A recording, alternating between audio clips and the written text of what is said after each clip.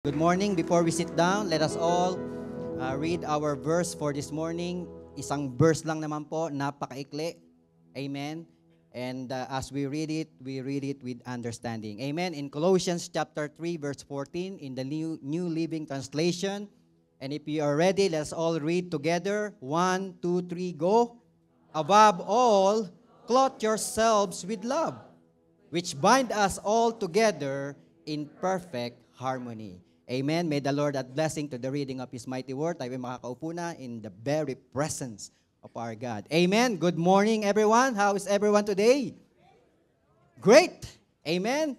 And we are, congratulating our seniors. Amen. Last night, we have a very victorious seniors night. Amen. And we are, the seniors 2024 has been, attended by 54 seniors. Imagine, 54 seniors. Dati noon, di ba, konti-konti lang. But imagine, 54 seniors. That's a lot. And that's only North Calgary. Amen? And congratulations po, mga seniors. And I know and I believe that upon reading the message last night, na-ignite po ang ating mga seniors. Mukhang lahat po sila ay magkukumit. Tama ba? Amen. Anyway, good morning. Amen. And this is the last Sunday of February. Amen. And our last talking about our theme, amen, about love. And I hope and I pray that this is, as the February ends, hindi na natin makakalimutan natin ang love. We will not forget about love. Amen? Because love is very important, amen, in the life of every believer. That's why this morning, my title for my preaching, my teaching is, Clothe Yourself with Love. Sabihin po natin, clothe yourself with love. Amen. And in our verse for this morning is in Colossians chapter 3 verse 14, which it says in there, above all, clothe yourselves with love, which bind us all together in perfect harmony. Amen. And as part of my introduction, let me share to you this short story about a young man, amen, was invited to a dinner. This young man was invited to a dinner, and he was asked if he likes broccoli. Amen? And when he was asked if he likes broccoli, and he said, oh yes, I love broccoli. So now, when the dinner was served, amen, the broccoli, there is a one of the menu was broccoli with buttered broccoli, and it was handed over to him. And when it was handed over to him, he said, no thanks.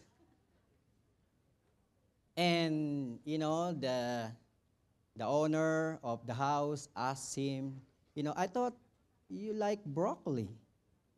Oh, yes, I love broccoli, but I have enough of it. Amen.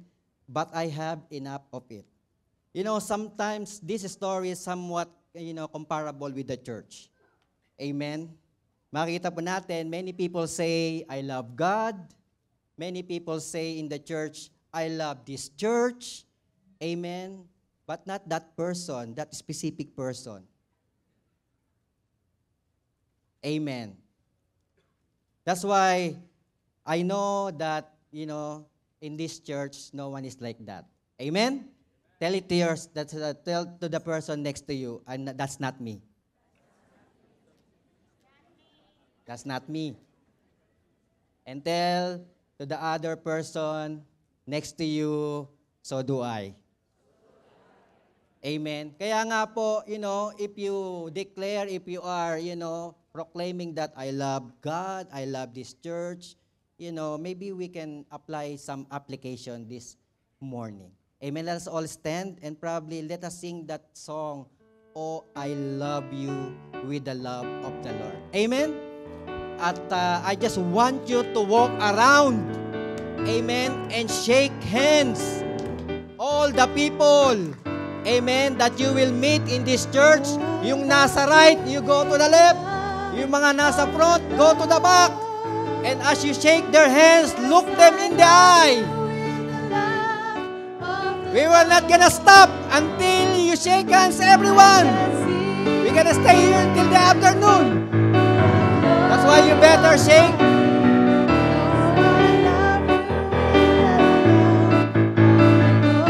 Yes, I love you.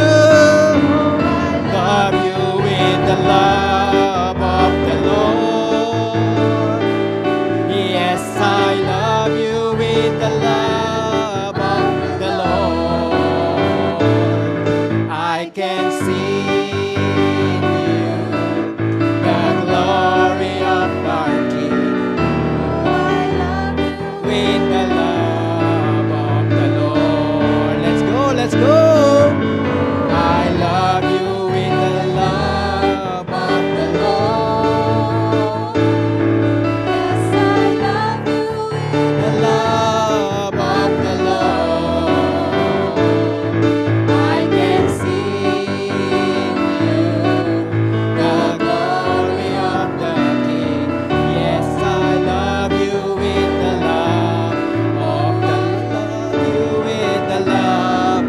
Yes, I love you with the love. One more time. Let us all, magawak-hawak.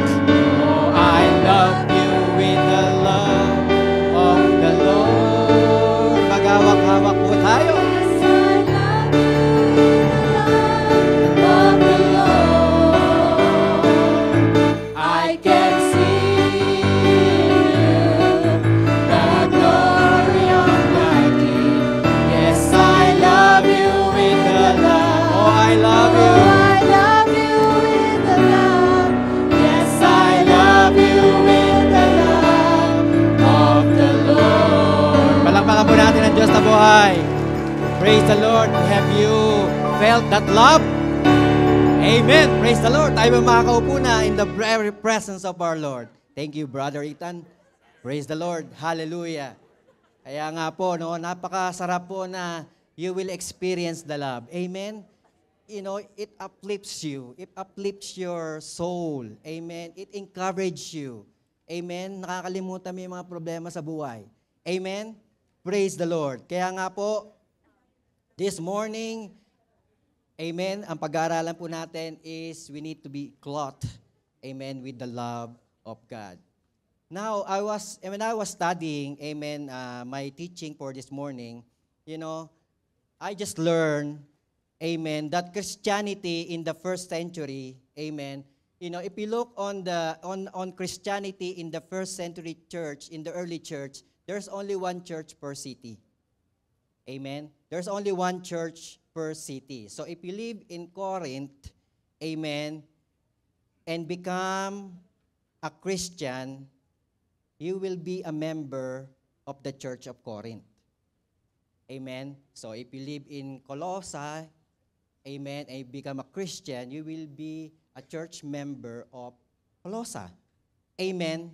And if you don't like someone in the church, amen, you are stuck. If you don't like someone in the church, you are stuck. Why? Well, of course, there's only one church. Amen?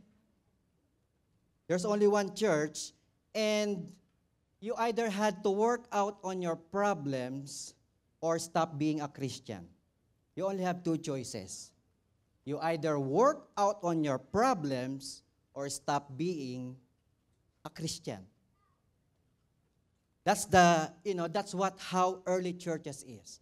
Amen. One church per city. But unlike today, in the 21st century, makikita po natin, there are so many churches, right? Even our church, we have two churches in Calgary. Amen. We have the North and the South. Amen. And other denominational church. There's so much church right now in the 21st century. Kaya nga po, the problem is Christians who get their feelings hurt, amen, or try to hide something, ano pong ginagawa nila? They just simply move to another church. Right? That's their solution. Before, it's hard. But now, it's so easy to jump, amen, to another church because sometimes, that's our problem. Amen. And the reason is, why bother? Amen. Why bother going through all this, pain? Why bother going through all these problems? Amen. Why bother going through all these relational problems? Right? Just go to another church where do you think that people are more loving? Right? And then when you get hurt there, right, there's nothing to worry. There's another church that you can move on. Right? There are dozens of churches in town. Actually, how many Sundays do we have in a year? You can go to one churches every Sunday if you like. Right? You can go for years, amen, even needing to work through your hurt feelings and damaged relationship. Anyway, you can smile and say, I love broccoli, but I just have enough of it. Amen? And imagine if it's like that in a marriage relationship, right? In a family relationship, that you can just jump into another family. Oh, I don't like my family anymore. I can just jump to another family. Well, there's some people who compare their family to the other families. Right? There are young people who compare their families to other families. Sana, yun na lang ang tatay ko. Sana yun na lang ang nanay ko. Right? But if that's the case, amen, that we can jump into every families, amen, when you are hurt and disappointed, amen, and then if you get hurt, you go to another family again, well, that would be chaos, I believe. Amen. And I wonder why why you married. You just stay single and not married at all. Because we need to understand, my dear brothers and sisters, that there is no perfect family nor perfect church. Amen. Wherever you go, amen, there will be relational problems. There will be conflicts. There will be misunderstanding. And if this is the way how we deal relational problems, amen, then we will never learn the reality of God's love. Amen? That's why there is God. That's why Jesus Christ gave himself to each and every one of us. That's why we have been born again, amen, so that we can overcome this human nature. Amen. Because no matter how kind, no matter how good, no matter, whatever you do in this world, there are people who will see fault on you. Right? That's why it's very, very important that we will learn the reality of God's love. We don't walk away, we don't run away, but we need to deal the problems that we have in our life. That's why looking back into our verse, di ba, sabi po doon, Colossians 3:14, above all, clothe yourself with love, which bind us all together in perfect harmony. Now, makikita po natin, as we look on this verse, we can find some observation. There are initial observation that we can find on this simple verse. Amen? And what is that initial observation that we can see? First observation is love is not automatic or natural. Sabi po natin, not automatic or natural. Love is not automatic or natural. That's why Paul said in his word, clothe yourselves with love. Clothe yourselves with love. Amen? Sino po rito yung pumunta sa church na automatic nagbihes? Right? When you get out of the bed, hakapang church na ako. Right? You're already wearing your suit and everything, right? You're ready to go to church. No. right? You make an effort to put on your clothes. And even you choose and pick what the best clothes for you are going to wear today, for the Lord. Right? So it's not automatic. You need to make an effort putting on your clothes. And it's the same thing with love. Amen? It's the same thing with love. Love is not automatic to each and every one of us because we are all self-centered. Our nature is self-centeredness. Amen? And that goes with love. Love needs to be put on. Because by nature, we are self-centered. Sabi nga po sa James chapter 4 verse 1, ano sabi po doon? Amen? What causes fight and quarrels among you?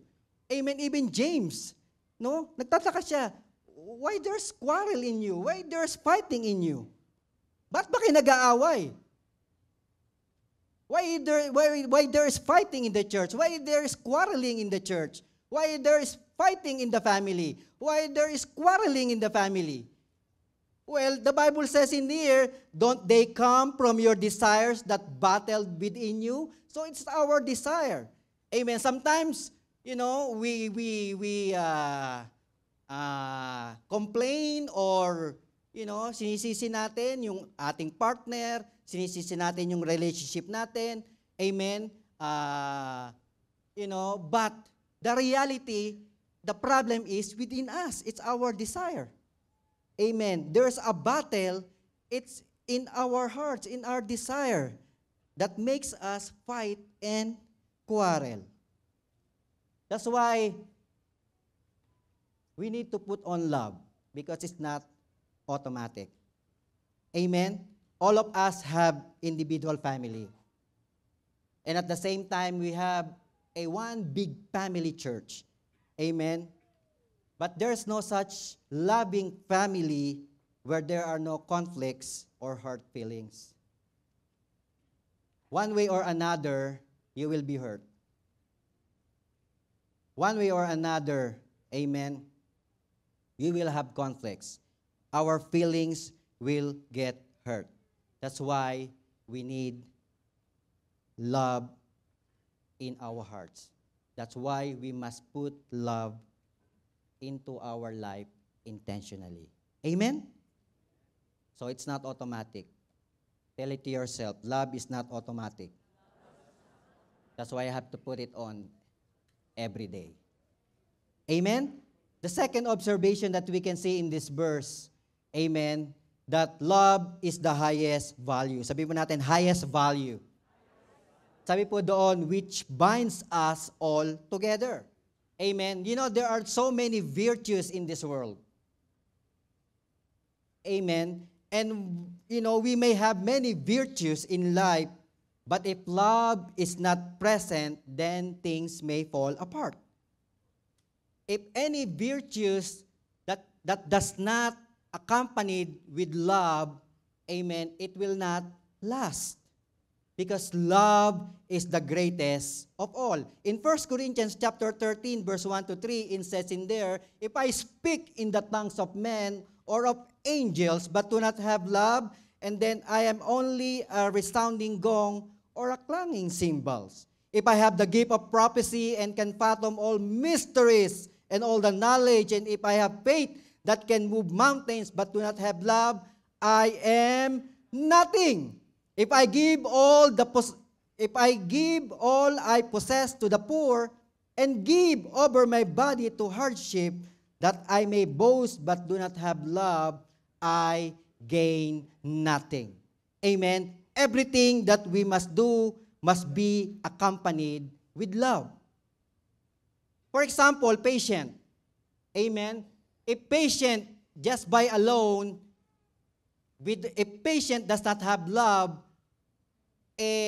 over time, your patient will become impatient.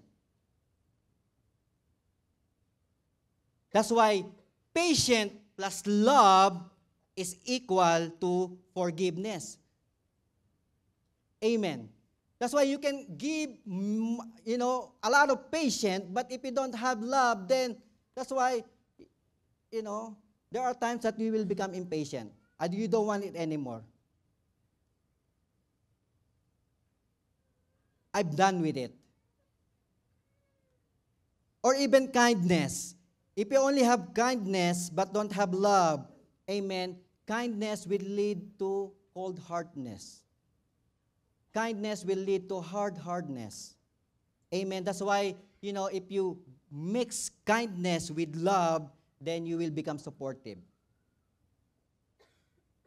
You will support your spouse, you will support your children, you will support your parents without, thinking of anything back. You can support your brothers and sisters in Christ. Amen. Generosity.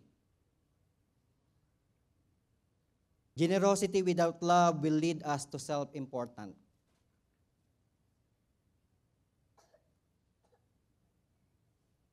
But if generosity combines with love, you are giving your best. Not only to your family, not only to the Lord, but to everyone else that you are offering your service to them. Amen? Respect. For example, if it's respect alone, amen, respect without love will lead us to sometimes bad manners. Kaya minsan, may mga anak natin, they have bad manners. Or sometimes, between the relationship, between husband and wife, nagkakaroon ng mga unnecessary manners between their relationship because, love is not there. But if we combine respect plus love, it will become caring. You care. You care for one another no matter what. Amen. Because love binds everything together. Love is the most important thing in this world. Love should be the prime characteristic of Christians. Amen. But unfortunately, sometimes love is the virtue that is always been neglected. Amen? Kaya nga po, love is the highest virtue. Another observation that we can see in this verse, love promotes unity. Sabihin po natin, unity. It says in there, in perfect harmony. Amen?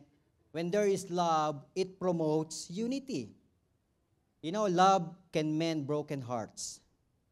Love can mend, emotional wounds.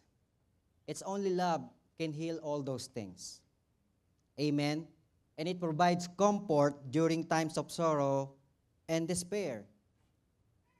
Kaya nga po kanina, when we are shaking hands, when we are showing our love to our, brethren, it shows comfort, right? You get excited. You get excitement. Amen. Because when we feel love, we are empowered to overcome challenges and face adversity in our life. Love gives us strength to persevere, knowing that we are not alone in our struggle. That's why it's very important about love, because when there is love, there is unity. And when there is unity, ano sabi sa Psalms chapter 133 verse 1, amen, how wonderful and pleasant it is when brothers live together in harmony. Amen. When the Lord says, it is wonderful, it is pleasant, amen, that we live in harmony. Ano bang mangyayari kasi when we live in harmony? In verse 3, it says in there, for theirs God will command His blessing. Amen? There is blessing in unity. So when there is love, there is unity, and there is unity, there is blessing. Not only just blessing, but blessings forevermore. It's an everlasting blessing that no one can steal from you. You might not have money, but you have joy. You might not have a lot of money, but you have peace. Right? those are everlasting blessing. You can have, so much money in this world. You can have the best car in this world. But if you don't have peace, like, every hour you go to the window and look at your BMW parked outside. Where is the peace in there? Instead of you sleeping, amen, enjoying your bed, you don't have peace because, and right now there's a lot of, new technology that how can, they steal your car. Those push button, it's so easy to steal. What they do, they just walk on your, on your driveway, and then there's this, unit that sends your remote control and get the frequency of your remote. They can steal your car. So there's no peace in there. That's why love promotes unity. Paano ba tayo napunta dun sa sasakyan na yan? Anyway, it's okay. Kaya nga po, our need for Christ, amen, we need Christ's love in each and every one of us. Amen? All of us are in need in the love of Christ. Clothing ourselves with Christ's love is a must because we are not perfect. You are not perfect. I am not perfect. Our family is not perfect. Our church is not perfect. Because all of us, our family, our church, composed of imperfect people. Amen? And the truth of the matter, we are all sinners. That's why we are not perfect. Kaya nga po in Romans chapter 3 verse 10, it says in there, amen, as it is written, there is no one righteous, not even one. That's why, the person next sitting beside you is not righteous. Your wife is not righteous. They can make mistakes. Your husband is not righteous. They can make mistakes. Your parents is not righteous. They can make mistakes. Your children is not righteous. They can make mistakes. Your brothers, your sisters in Christ are not righteous. They can make mistakes. Amen? That's why we need Christ's love in us. But even though we are not perfect and we are sinners, amen, Christ showed His love for us. How? Sabi po sa Romans chapter 5 verse 8 in the ESV version, but God shows His love for us in that while we were still sinners, Christ died for us. So here, we can see that while we were still sinners, Christ died for us. Amen. And if we are believing in the Lord Jesus Christ, then we need to make room, we need to make allowance in our heart, amen, for us to be able to forgive someone else as well. And we are commanded to love each other. For the last few Sundays, amen, we know that we are commanded to love each other. Not just a shallow love, but a deeply love. Because 1 Peter chapter 4, verse 8, it says in there, above all, love each other deeply because love covers over a multitude of sin. Kanina, we say to our, to our neighbor, to our seatmates, to the person next to us that, we love, I love you with the love of the Lord. Or maybe we have, we say, I love you to our family, to our kids, to our parents. But loving deeply, amen, means that we truly love someone and we are willing to disregard, amen, whatever faults, mistakes, and misunderstanding that will happen into our lives. Amen?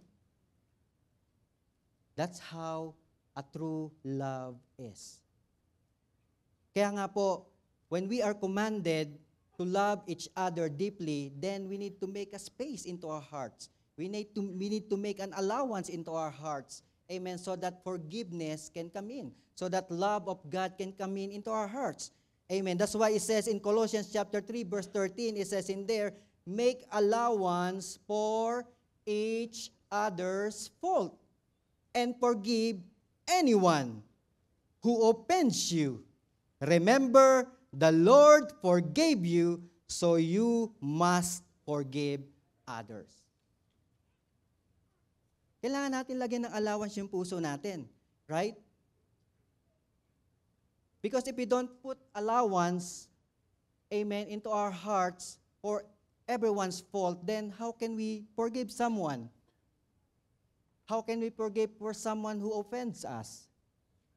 And we have to remember that God has forgiven us already, and if we want to be forgiven, amen, we need to forgive.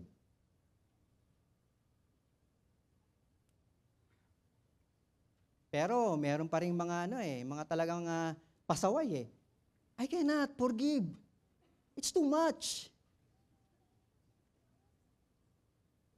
I can't bear it anymore. The things that she or he has done to me, I cannot forgive. I had enough.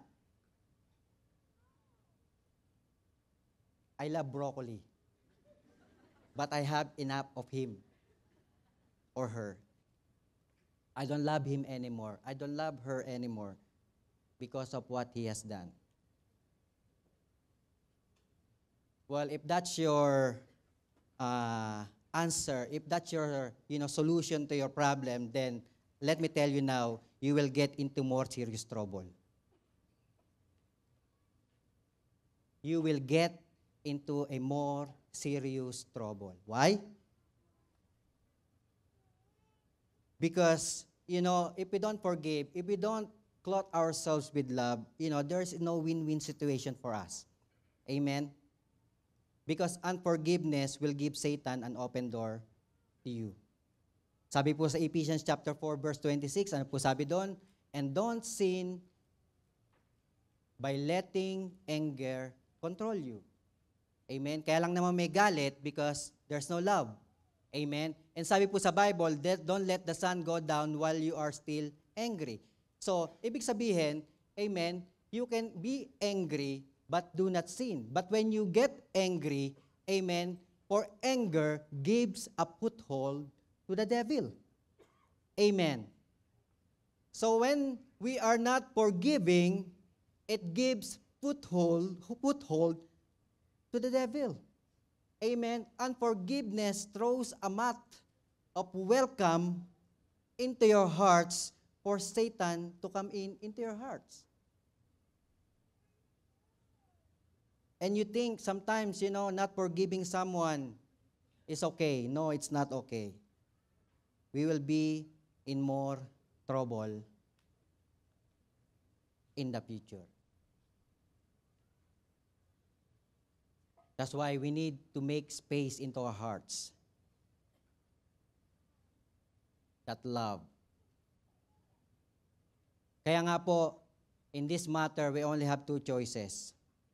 Just like the first century church. It's either you have to work out on your problem or stop being a Christian. The choice is yours. There's only two options for us. Really.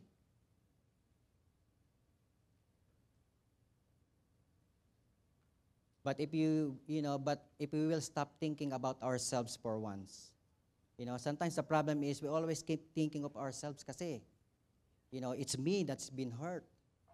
It's me that's been, harmed. It's me that's what's been offended. If you can just stop thinking about yourself for once and think and focus on the eternity. Amen? Focus on the eternity. Then we can find the space into our hearts and be willing to clothe ourselves with the love of Christ. Amen? That's the only way. Because if we don't give space into our hearts, then love cannot come in. Forgiveness cannot come in. And I hope and I pray that today, this morning, amen, our desire is to be clothed with God's love. Whatever, situation that you are in right now, for the families, whatever grievances that we have, I know every second something can happen, right?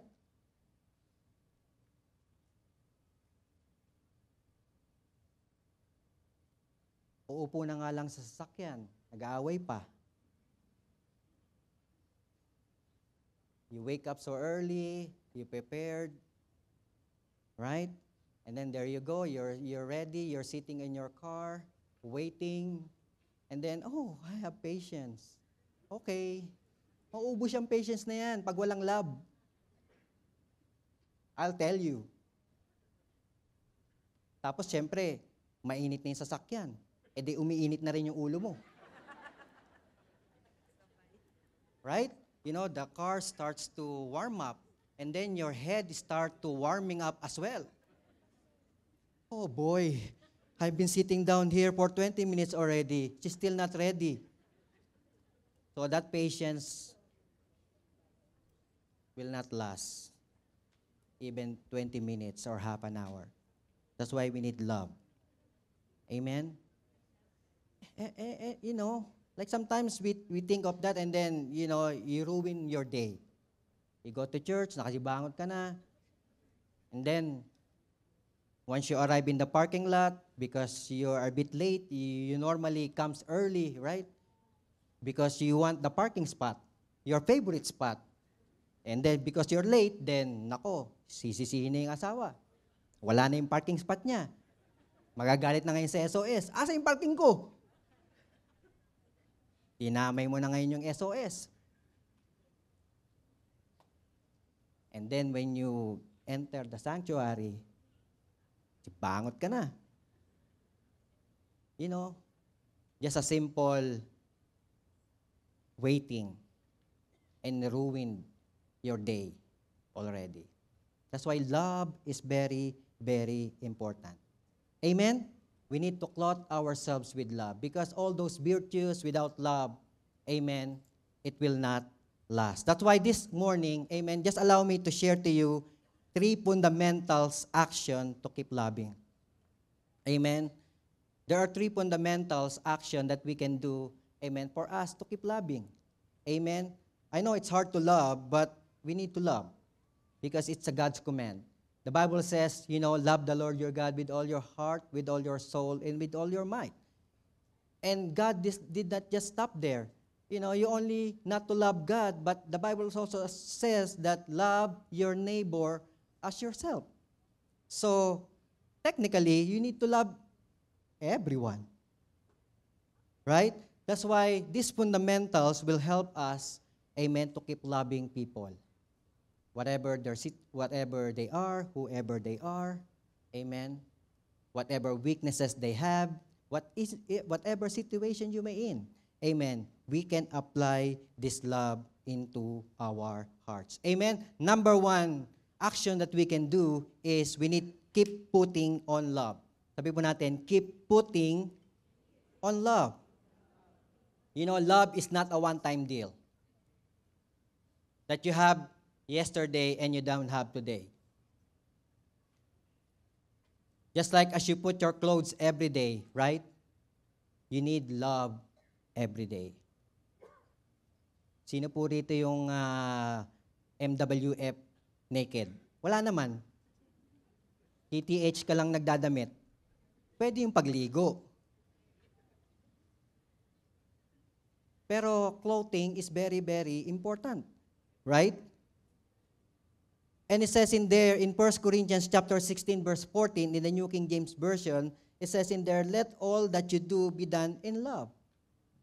So everything that we do, amen, whatever it is, whether, you wash the dishes, you put the garbage out, you clean up your room, You cook for your wife, you cook for your husband, you cook for your children,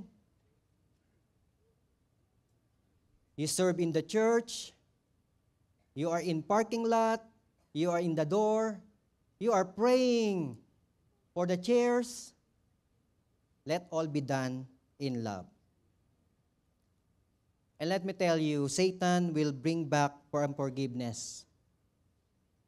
Satan will try to bring back people into our lives.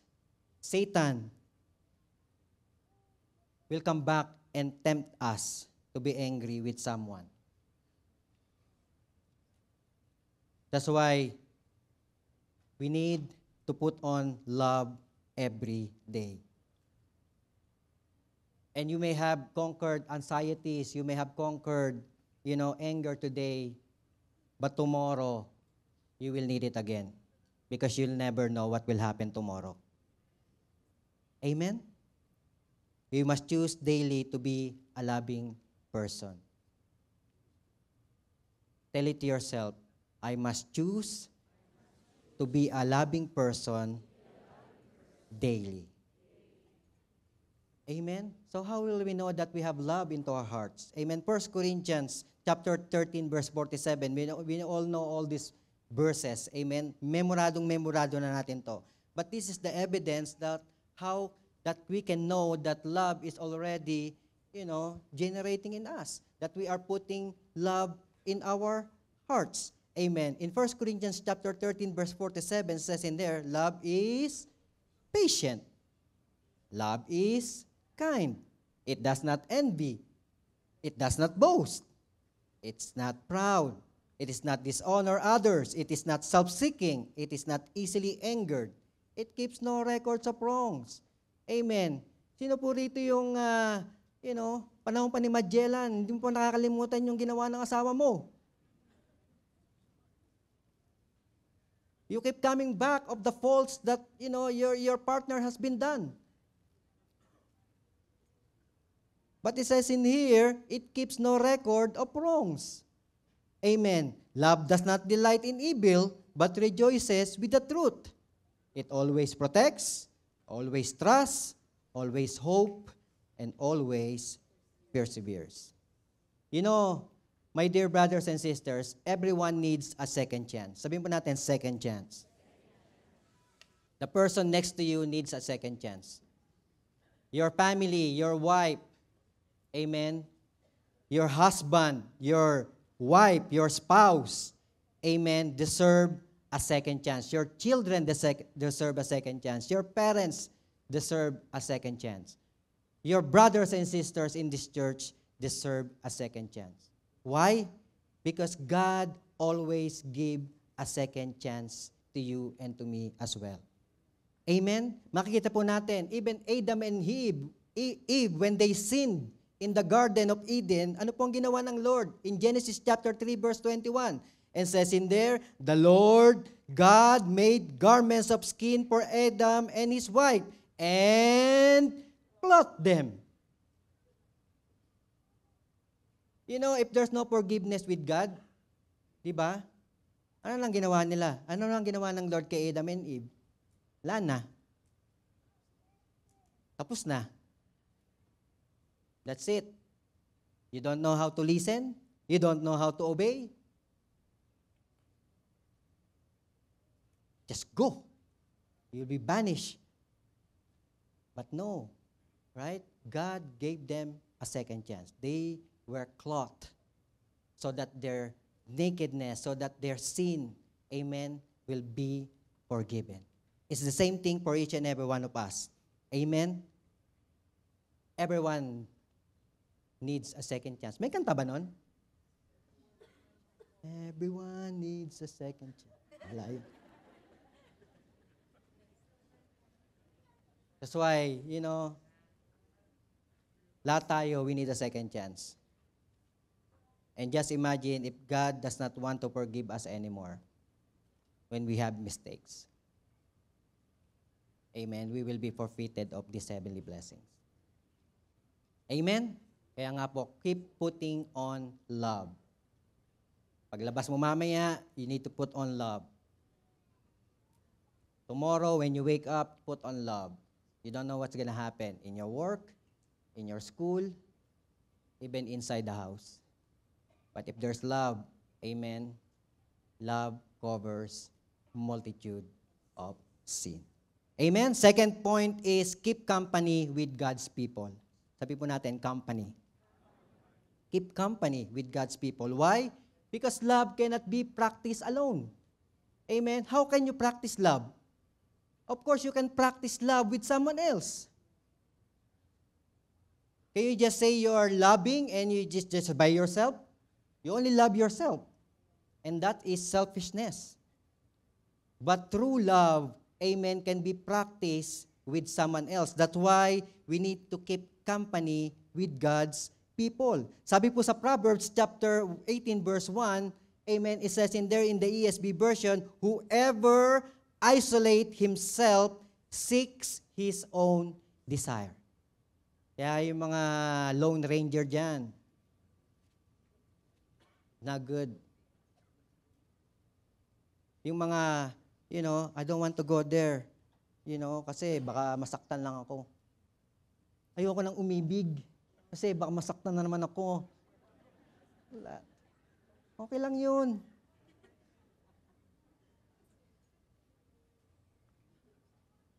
Amen? But never isolate yourself, especially with God's people, because that's the only way we can practice our love. We cannot show our love unless we are around, people who are difficult. You can't forgive unless you're around people who have tendency to hurt you. Sabi nga nila, people are like porcupines. Why? Because they need each other, but they needle each other.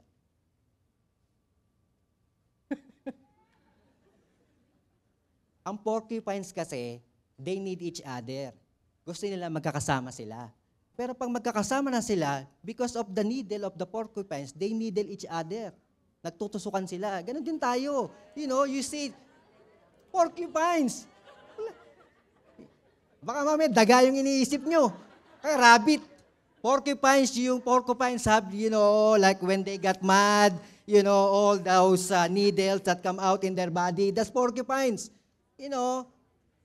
When they are good, they love each other, they want each other. But when they get angry, tusukan na sila. Minsan ganun tayo. Yun, magaling, porcupines. Si Ethan, hinabol ng porcupines yan eh.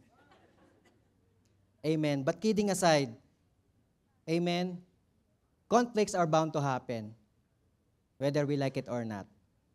Sometimes magkakatusukan tayo. Amen. But, is that how can we, show our love? We can exercise our love. Right?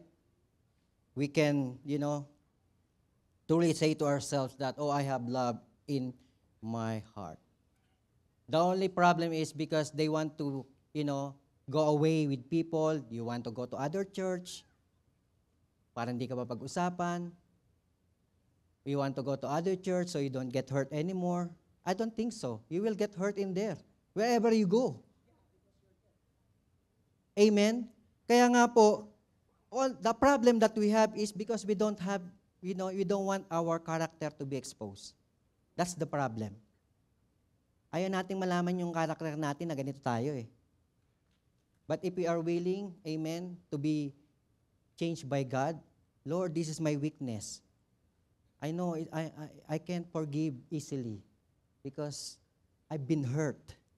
Well, allow God to heal you first. Right? Sa AGR, there's a lot of people who's been healed. Their hearts. Here, there's a lot of people who have marriage problems. There are people who are unfaithful to their spouse. But how can they manage to forgive their partners? Well, of course, sometimes it's easy to say, amen, that, just forgive. No, it's easy to say that just forgive, but for you to do it, it's hard. But for you to do it, it takes God's love for you to be able to forgive your partner. And, hanga ako dun sa mga yon. That no matter what happened to their relationship, amen, they will still treasure their relationship. Because all of us can make mistakes in our lives. Amen? Jesus Christ, when He picked His 12 disciples, did He pick, Jesus is God, right? He knows the inner thoughts of every person, right? So He can pick, this guy will not betray me. Or this guy, he will not deny me. Oh, this guy, he will not sold me. Oh, this guy, no. But He knows. Right? He knows Judas. He knows Peter. He knows Judas that he will, betray him. He knows Peter that he will deny him. And yet, still, He chooses those 12 disciples. Why? So that He can show His love. Right? Kaya tayo, hindi tayo dahil dapat namimili. For us to be able to show love, we need to keep company with God's people. Amen? We just need to accept where God wants you to be. Amen? Kaya nga po on my last point, simple lang naman po yung pinag-aaralan natin. Amen?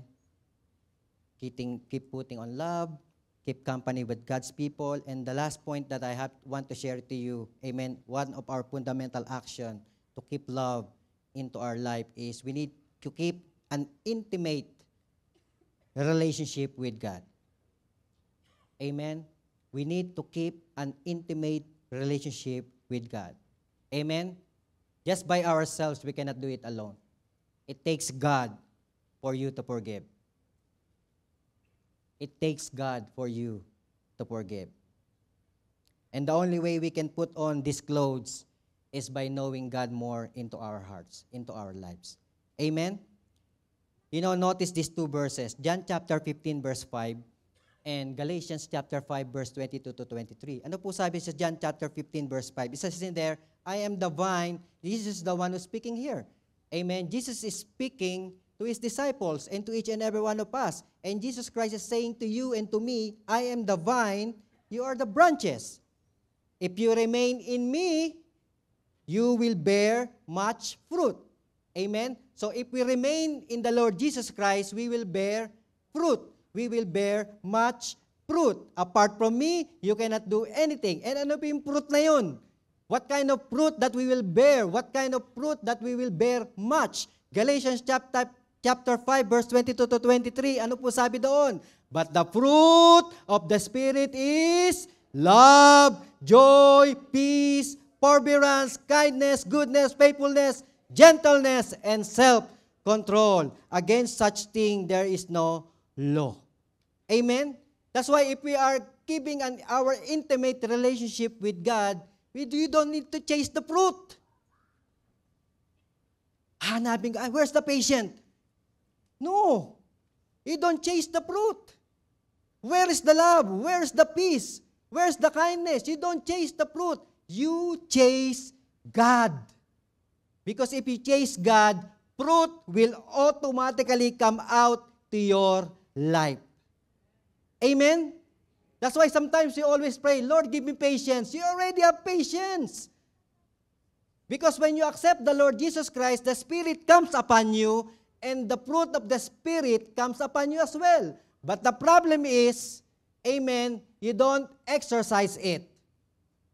You already have patience. Tell to your seatmate, you have patience already. You already have love. You already have joy. You have already peace, kindness, everything. You just need to exercise it. Amen. You just need to be more intimate with God so that all this fruit will come out naturally from you. Amen? Kaya nga po, sometimes we chase the wrong things. And that all the things that we do is just to chase God. How can we chase God? Amen?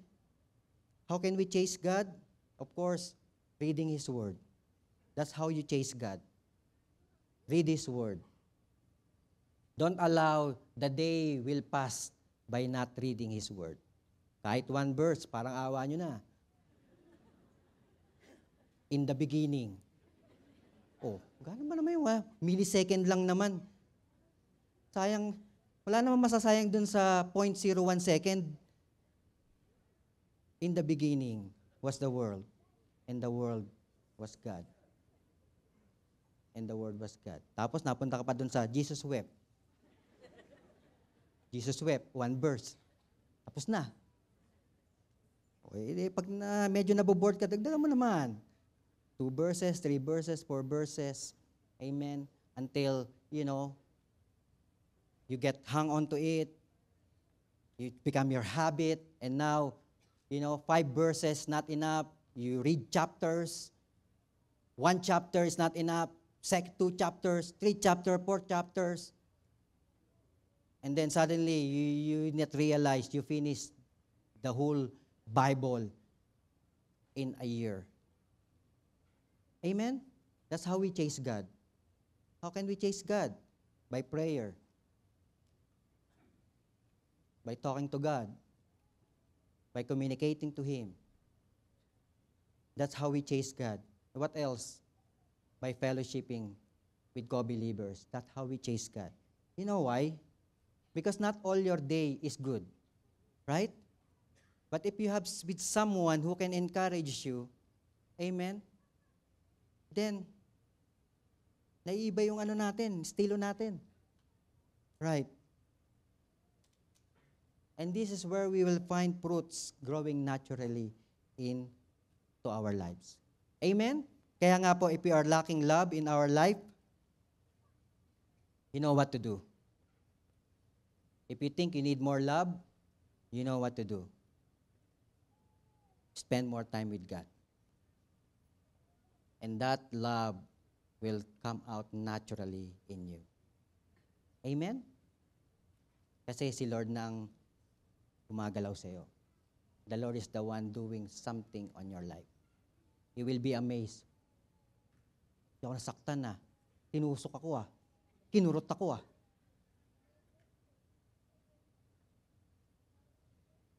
Amen?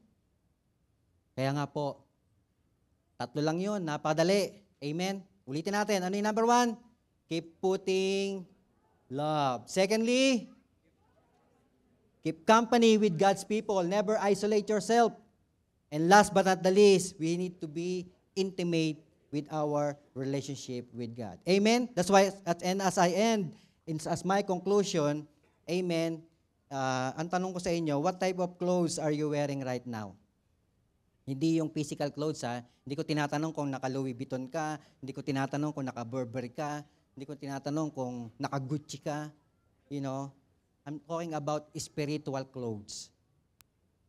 What are you wearing right now? Are you wearing love right now? Is love, is cloth on you right now? And if you say yes, then keep wearing it. It's good. Keep wearing it. But if not, then we need to do something about it. Right? We need to do something about it. And how can we do something about it? Paul listed what are the things that we need to get rid into our lives. Because right now, spiritually, there are worldly clothes that we are wearing. That's why we cannot, give love. We cannot show love into our brethren, into our family. We are having worldly clothes in our hearts. And Paul listed all these worldly clothes that we need to remove from ourselves in order to put a new spiritual clothes in us. Ano po sabi doon? Sa Colossians chapter 3, verse 5 to 9, it says in there, put to death. Pag sinabing put to death, ibig sabihin, death. Wala na. It's gone. No life in you. And it says in there, put to death, therefore, whatever belongs to your earthly nature. Ano po yung mga yun? Sexual immorality, impurity, lust, evil desires, and greed, which is idolatry. Because of this, the wrath of God is coming. You used to walk in these ways in the life you once lived, But now, you must also rid yourself of all such things as this: anger, malice, rage, malice, slander, and filthy language from your lips. Do not lie to each other, since you have taken up your old self with its practices. Amen? Itong mga to kasi may mga may mga minor kapatid to mga to eh.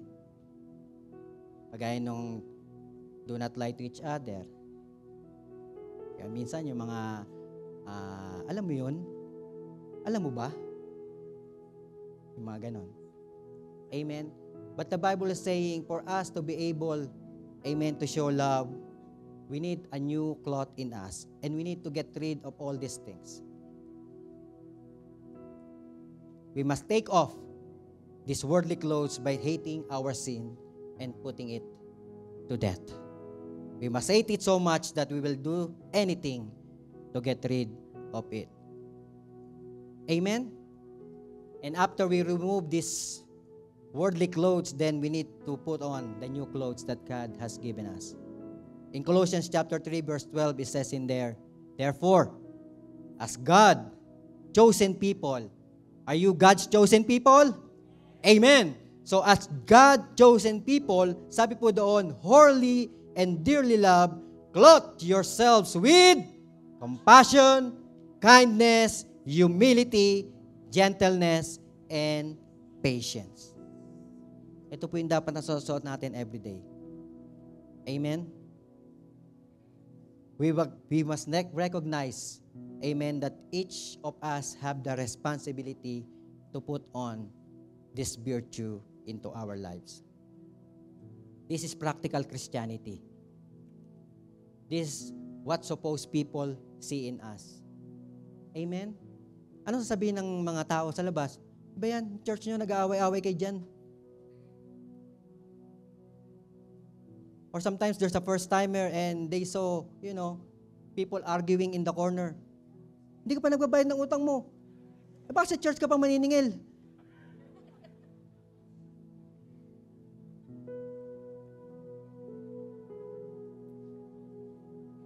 Di ba pwedeng doon na lang kayo sa Tim Hortons?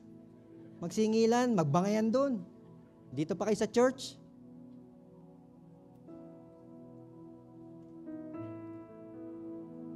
Amen?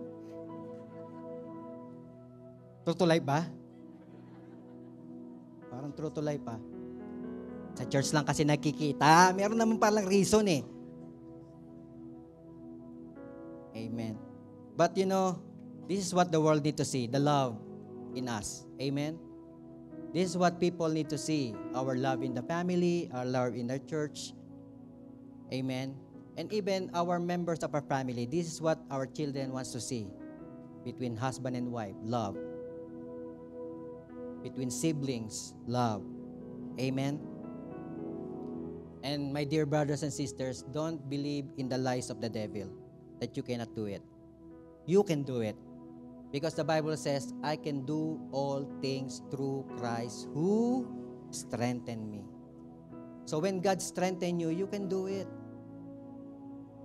You just need to practice it.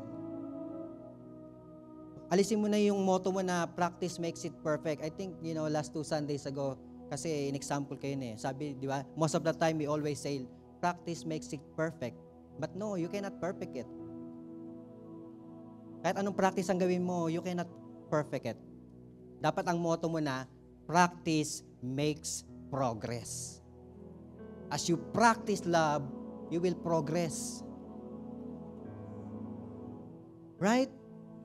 You just need to be aware of yourself. And there's, like pagka, you feel something in your heart, in your heart na may sakit, then time to practice it. Lord, I need your strength. I can do this because you are the one who strengthens me.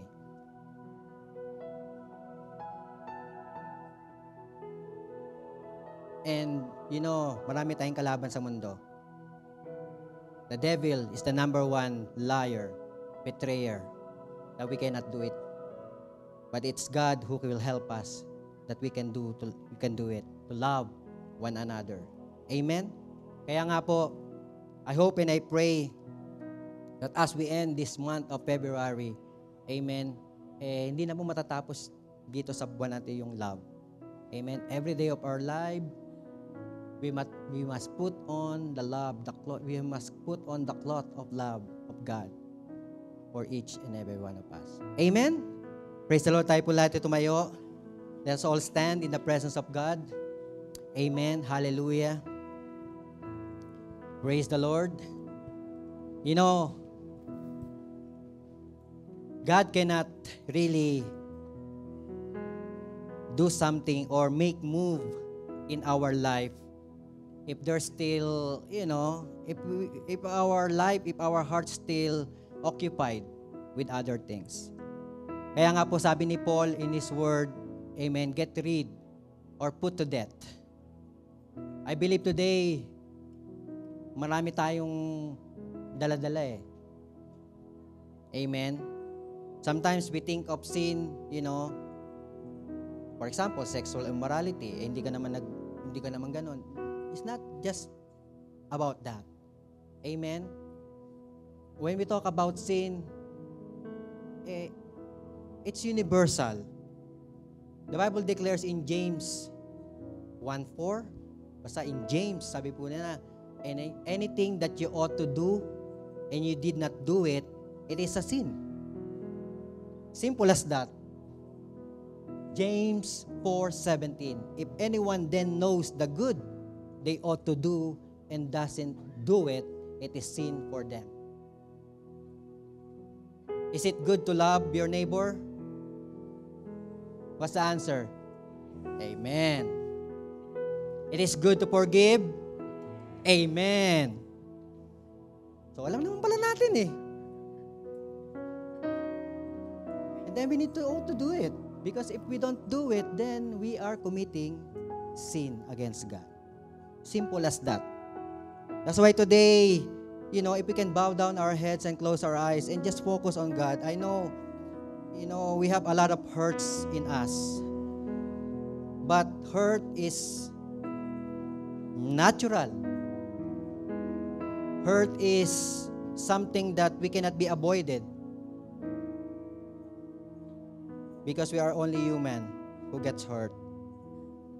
But that hurt does not need to stay into our lives.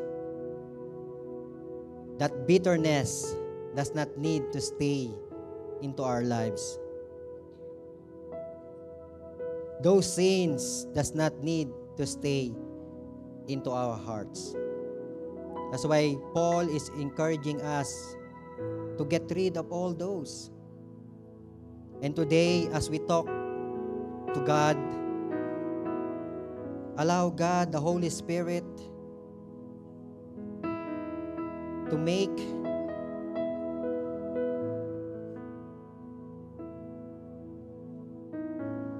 an honest assessment into your life today, into your hearts today. Lord, ano ba yung mga bagay na naghihinder sa akin? How can I not forgive? How cannot I not give love?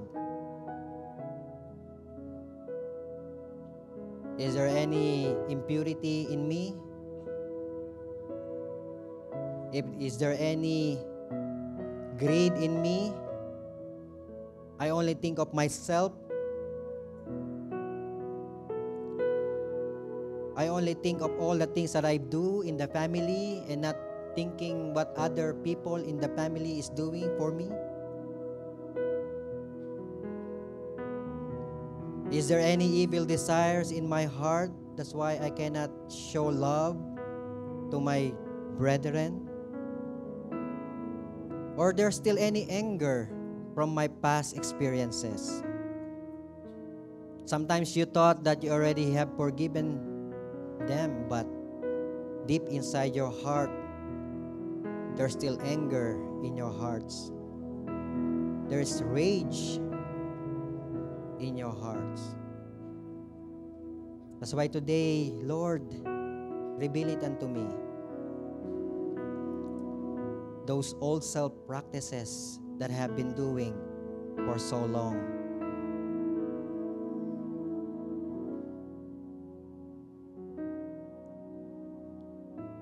Hallelujah. Hallelujah. Lord, forgive me and cleanse me, O God.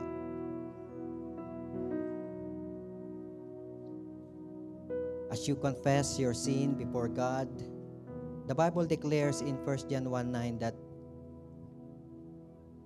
if we confess our sin, He is just and faithful to forgive us. Not only just to forgive us, but also cleanse us from all our unrighteousness. That's why today, if you are willing to be cleansed, if you are willing to be clothed with God's love, then we need to put out all the worldly clothes that we have into our hearts. And believe me, my dear brothers and sisters, once you have put the love of God in you, your life will be more interesting. Your life will be more blessed. Hallelujah, hallelujah. And as we continue to pray, allow me to lead you into this simple prayer. I know sometimes we don't know what to pray, but allow me to lead you with this simple prayer. I know all of us, deep into our hearts, deep inside of us, wants to have love. But in order for love to be into us, we need Jesus Christ into our hearts. That's why today, follow me with this simple prayer. Lord Jesus, I acknowledge that I am a sinner. I have done many things that is not pleasing unto you. Even things that I have done in my family, in my loved ones. That's why today, forgive me, Lord, of all of my sin. Cleanse me, O Lord, with your most precious blood, and remove any iniquities upon my life today. And Lord Jesus, I invite you to come into my heart. Be my Lord, be my Master, be the Savior of my life. Help me, Lord, to live a life that is pleasing unto you, and always clothed with your love and with your righteousness. In Jesus' name, amen. Hallelujah, hallelujah. Let's all sing one song to the Lord.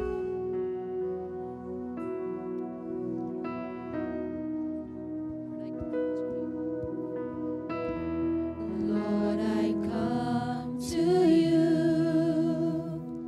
Let my heart be changed. Allow this song to minister into each and every one of us, Flowing from the grave. because there is power in love.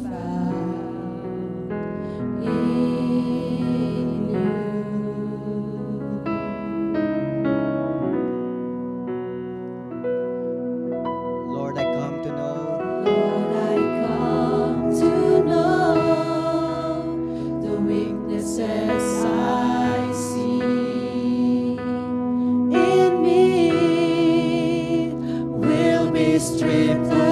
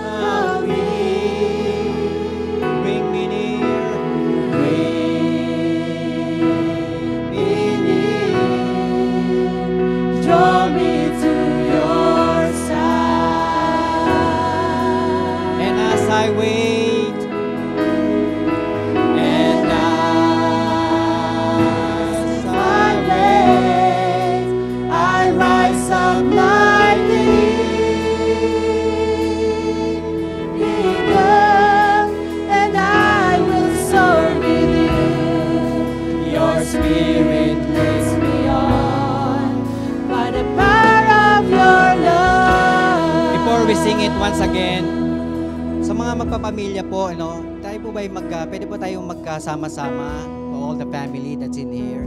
If you have your family in here, just come together and hold hands while we're going to sing this song. And if you don't have your family here, of course we have, our brotherly and sisterly brethren that's here today. Amen. Yung mga ating pong first-timer, lamitan po natin sila. Amen. So that they can, experience the love of God here in this place. Hallelujah. Lord, I come to you. Let my heart be changed. Renewed, flowing from the grace That I found in you. Hallelujah, Lord, I come to know. Lord, I come to know The weaknesses I see in me will be stripped away by the power of your love. Lord, hold us close together.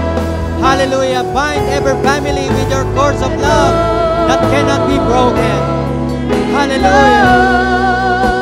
Remove any hurt. Let there be forgiveness flows in the family. Bring me near, Draw me to your side, and as I wait, and as I wait, I rise up like the eagle, and I will soar with you. Your spirit lifts me on by the power of your love. hold me close, Lord. Hold us close together. And hold me close. Let your love surround me. Bring me near. Draw me to your side.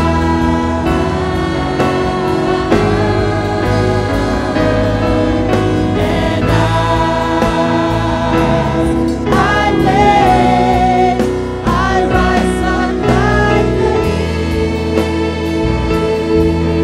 eagle, and I will soar with you. Your spirit leads me on by the power of your love. Before I pray, I just want everyone to pray for one another, for the family. The father can pray for our brethren here. Pray for one another. Pray for your brother.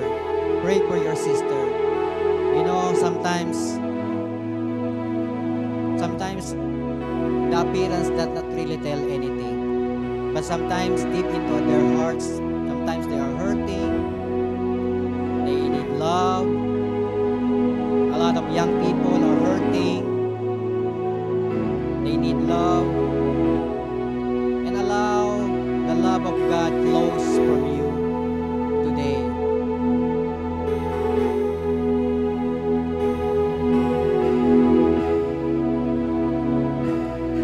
Hallelujah, hallelujah.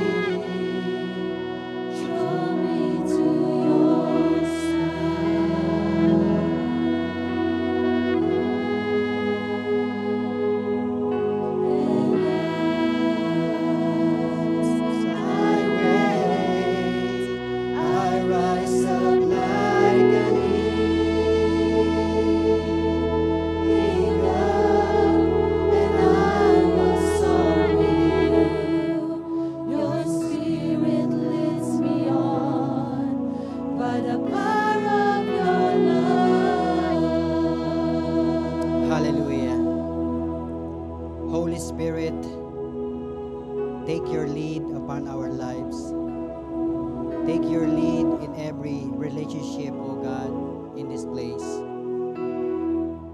I pray, Lord, hallelujah, that we must choose to always put on the cloth of love